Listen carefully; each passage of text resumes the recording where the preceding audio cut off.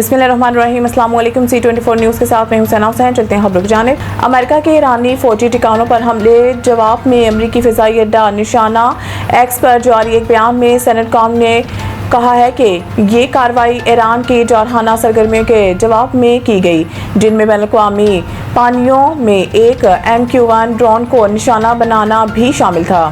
सेनेटकॉम के मुताबिक अमरीकी फ़ौज ने ईरानी फ़िज़ाई दिफाई निज़ाम, एक ग्राउंड कंट्रोल स्टेशन और 2 यकतरफा हमलावर ड्रोन्स को तबाह किया, जो इलाकाई समुद्री रास्तों से गुजरने वाले जहाज़ों के लिए वाज़िया खतरा थे। कुवैती फ़ौज के जनरल स्टाफ ने ऐलान किया है कि मुल्क का फ़िज़ाई दिफा इस वक्त मिसाइल और ड्रोन हमलों का मुकाबला कर रहा है। फ़ौज ने कहा है कि अगर धमाकों की आवाज़ें सुनाई दें तो वो दरअसल फ़िज़ाई दिफाई निज़ाम की जानिब से आने वाले मिसाइलों और ड्रोन्स को तबाह करने की कार्रवाई का नतीजा है। ईरान के पासदारान इनकलाब ने दावा किया है कि इसने उस फ़िज़ाई अड्डे को निशाना बनाया जहाँ से जनूबी ईरान के सूबा हर्मुज़गान में वाक़िया जज़ीरा सेरेक के एक मवासलाती टावर पर हमला किया गया था। इससे कबल इत्तलात मौसूल हुई थी कि कुवैत भर में सायरन बज उठे और फ़िज़ाई दिफाई निज़ाम फ़ाल कर दिया गया था।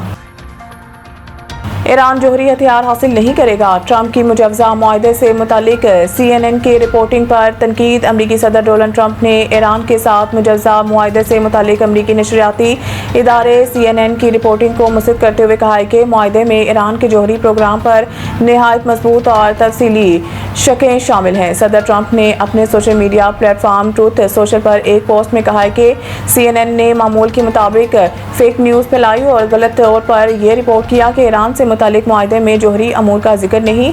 ट्रंप के मुताबिक हकीकत यह है कि मुआहदे में वाज़िया तौर पर दर्ज है कि ईरान जोहरी हथियार हासिल नहीं करेगा। अमरीकी सदर ट्रंप ने कहा है कि जोहरी मामलात इस मुआहदे का मरकजी हिस्सा हैं। ट्रंप के मुताबिक मुआहदा नहायत मजबूत और तवील तफसील के साथ जोहरी अमूर के मुख्तलिफ पहलुओं पर बात करता है। दर हकीकत मुआहदे का ज़्यादातर हिस्सा इसी मौजू पर मुश्तमिल है।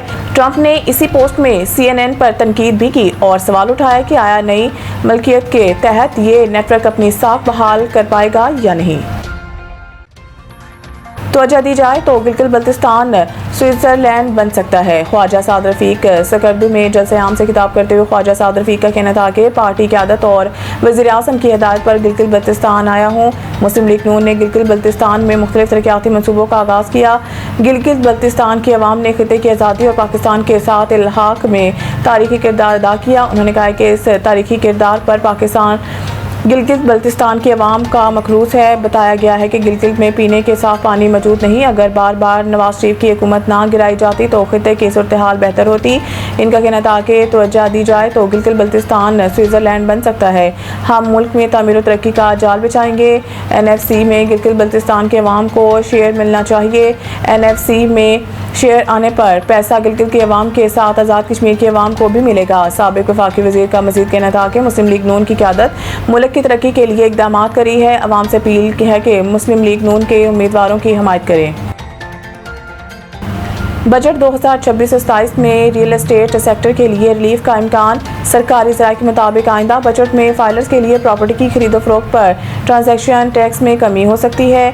ज़राए वज़ारत ख़ज़ाना के मुताबिक प्रॉपर्टी की खरीदारी के लिए शक 236K के तहत विद होल्डिंग टैक्स 1.5% से कम होगा।